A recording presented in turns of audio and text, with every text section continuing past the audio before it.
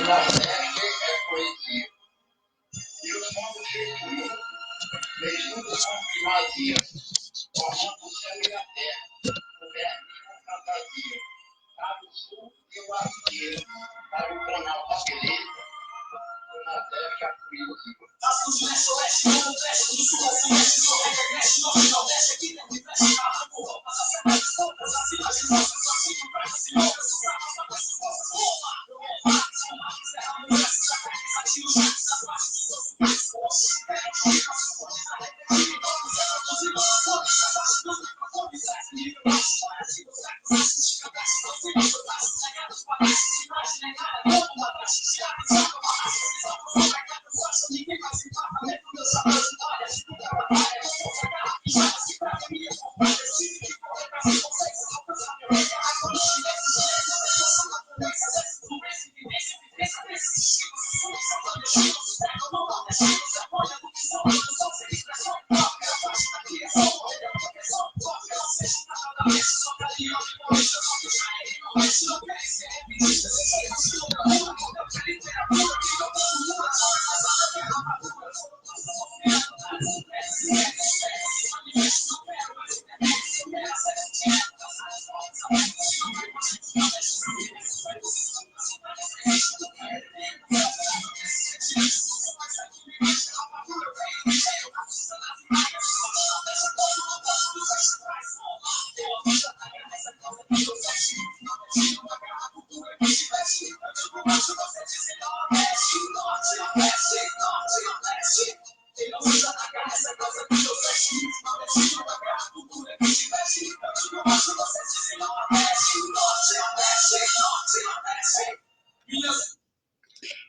Daí, gente, boa noite, boa tarde, desculpa, ainda não é exatamente noite.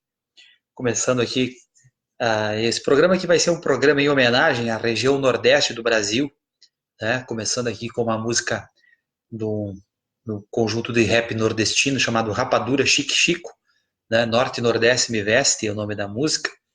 Acho que, não sei se todo mundo meio chiado, né, do aparelho de televisão, mas possivelmente dava para entender o sentido das letras, né? Estou aqui também com uma camiseta que comprei lá em Piranhas, Alagoas, um lugar, não aparece aqui exatamente a, a, a camiseta, mas assim, Piranhas, Alagoas é a cidade de onde partiram as volantes que acabaram então por pegar o bando do Lampião, Maria Bonita, né, e os cangaceiros no município de Poço Redondo, no estado de Sergipe, né, onde mataram então o bando de cangaceiros, né. E esse programa é em homenagem ao Nordeste, porque o Nordeste foi duramente agredido por um sujeito tosco, né, que se elegeu presidente da República. E esse programa essa conversa nossa de hoje vai em homenagem a eles.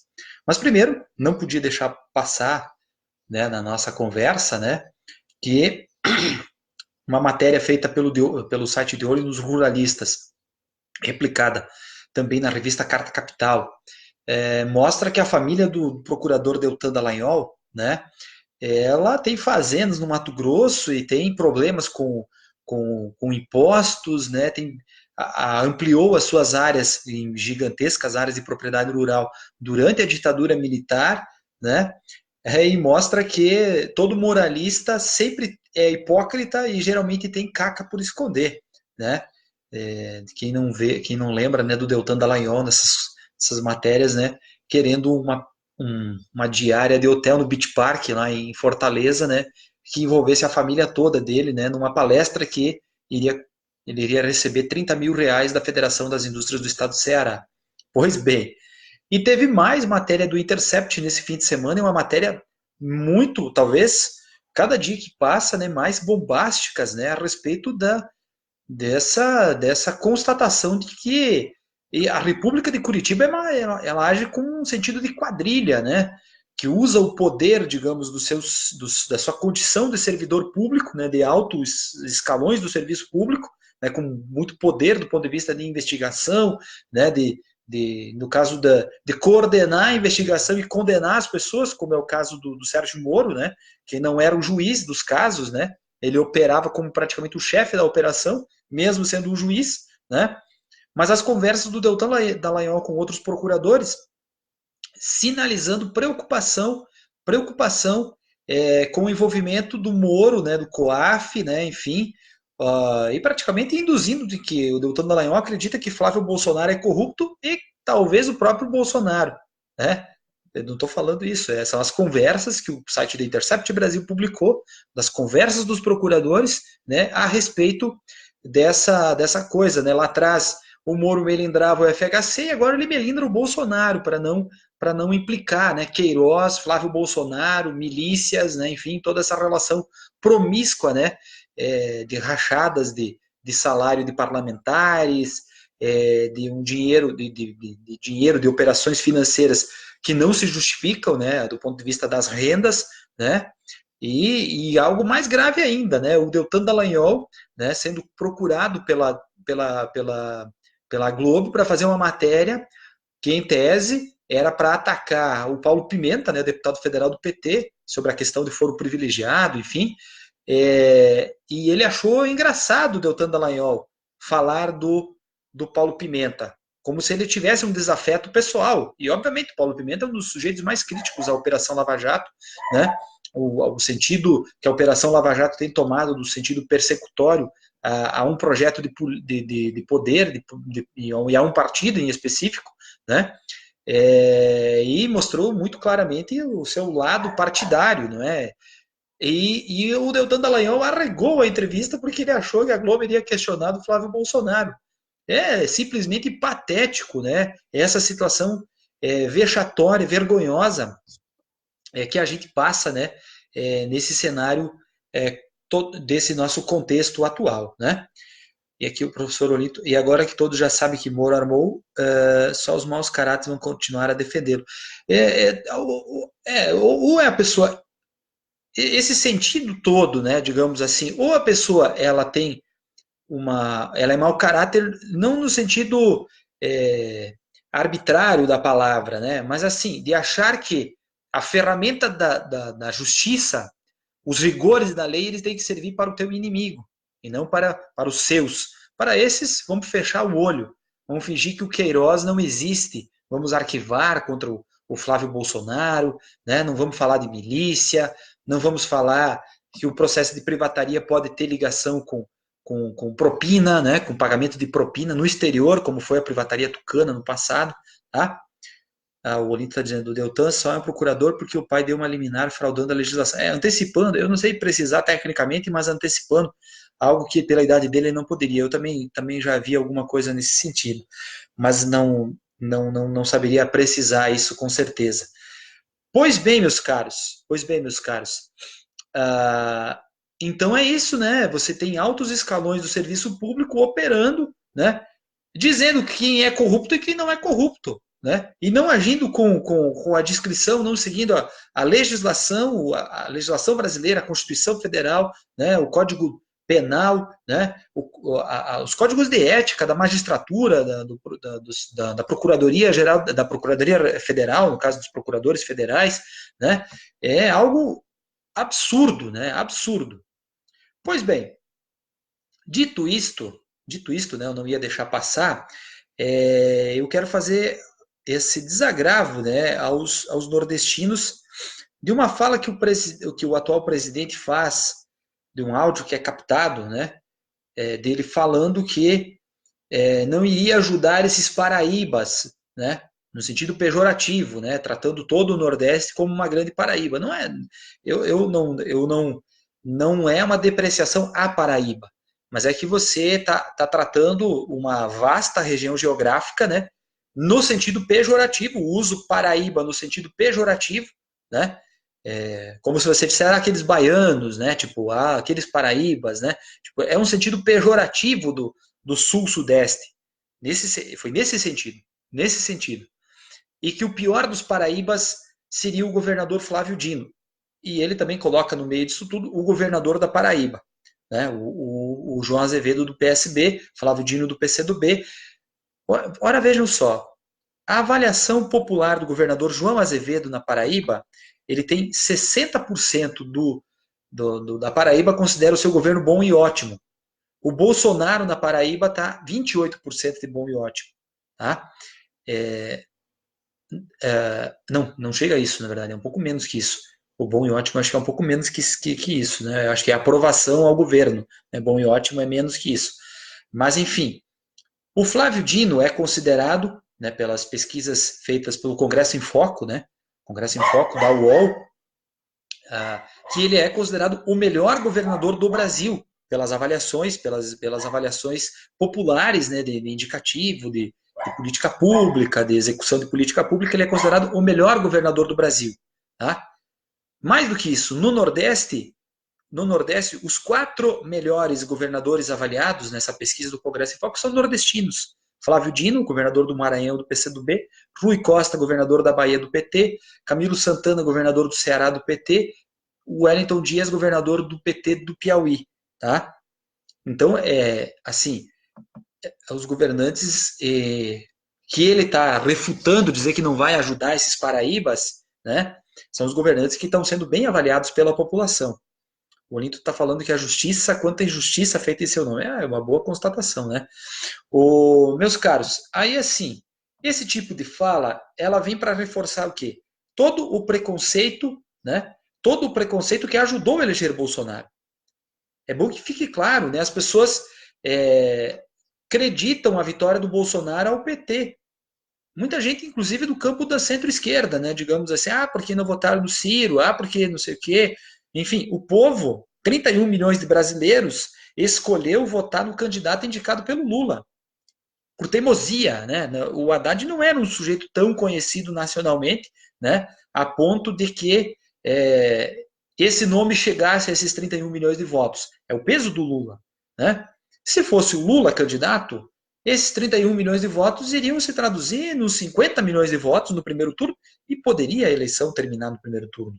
52, 53 milhões de votos, a eleição acabava aí, né? Então, meus caros, vamos por partes, né? Vamos por partes. O Falar em Haddad hoje começa um programa, um painel, né, do Haddad, uma conversa, e a primeira pessoa que ele entrevistará será o Guilherme Boulos, nessa conversa entre eles dois, né, nas redes sociais dele. Primeira questão então que fica clara, né, é que o Bolsonaro se elege por preconceito. Quais preconceitos? O uso intensivo e mau uso, né, da religião cristã, né, para perseguir a opção sexual das pessoas, tá? A opção que as pessoas, o termo, não sei se é esse correto, opção, tá? Eu não sou um expert na questão de gênero, na questão de sexualidade, tá? Mas o seguinte, todo o processo de homofobia, né, de transfobia, de LGBTfobia, né, é traduzida no voto em Bolsonaro, tá?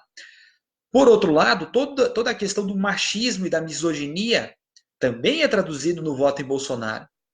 O preconceito aos pobres, ele é traduzido no voto ao Bolsonaro. O racismo contra indígenas, contra quilombolas, contra negros, né?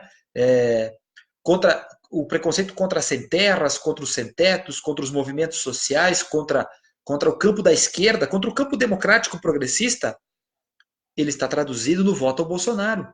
O saudosismo à ditadura militar, a apologia à tortura, ao crime, né? As milícias, ele é traduzido nos votos ao Bolsonaro. E o preconceito aos nordestinos, ele está traduzido no voto ao Bolsonaro, né? O Sul-Sudeste votou com preconceito. Eles não conhecem o Nordeste. As pessoas que votaram por preconceito, porque acham que nordestino é tudo vagabundo, teriam que gastar 2, 3 mil reais da sua renda e conhecer o Nordeste. Eu e a minha esposa fizemos isso, fomos lá para o sertão para ver, para conhecer de perto, para ver o que é o Nordeste. Que produz coco, que produz manga, que produz uva, né? Que produz amendoim, que produz quiabo, que produz goiaba, que planta feijão, né? Que cria cabrito na caatinga, na seca, às vezes com falta d'água, né? Porque você tem o Rio São Francisco, e onde tem o Rio São Francisco você consegue ter processo de irrigação, que infelizmente no passado sempre serviu ao latifúndio, né? Aos grandes proprietários rurais. Eu conheci a transposição do Rio São Francisco, uma obra prometida por Dom Pedro II e tirada do papel por Lula e inaugurada de maneira oportunista pelo Temer, depois do golpe, mas inaugurada de fato em Monteiro, na Paraíba, né? Esse eixo, né, o eixo que parte de Floresta, Petrolândia, em Pernambuco, inaugurada com 50 mil pessoas, 50 mil sertanejos nordestinos, né, com a presença do Lula, da Dilma, do Ricardo Coutinho, ex-governador da Paraíba, com a presença de vários governadores nordestinos, né, uma presença gigantesca de pessoas que viram água corrente chegar no sertão semiárido da Paraíba, no sertão semiárido de Pernambuco, o eixo que parte de Orocó vai chegar no sertão semiárido do Ceará, no sertão semiárido do Rio Grande do Norte, e várias adutoras foram construídas em Alagoas, em Sergipe, né, em Pernambuco, né, vários aquedutos no Ceará. O próprio Ciro Gomes também, né, quando foi governador do Ceará, fez obras, canais de irrigação, açudes, né, e o governo Lula, muitas, milhares de cisternas, né, que dão uma nova cara ao povo nordestino.